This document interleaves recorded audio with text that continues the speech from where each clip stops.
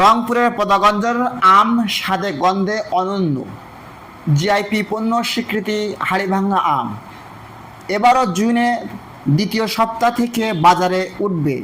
আবহাওয়া অনুকূলে থাকলে নির্ধারিত সময়ের আগেই গাছ থেকে আম সংগ্রহ শুরু হতে পারে, কৃষি বিভাগ ও সংশ্লিষ্ট বর্ণনায় পাওয়া যায়।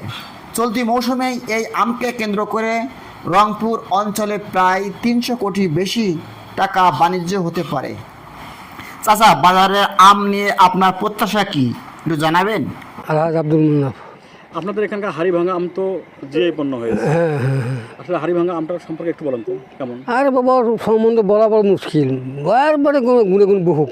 যেমন আর মিষ্টিও যেমন মানে বড় বড় হয় তেমন মানে খুবই মানে চমৎকার জিনিস। আমাদের এই অঞ্চলের মধ্যে এরকম হাড়িভাঙ্গা আম কোথাও দেখা যায় না। আর ওইদিকে আরও বালুচর আছে, ওইদিকে আম গাছ আছে, যা দেখেন কি এলায় কি বড় বড় আম হয়েছে।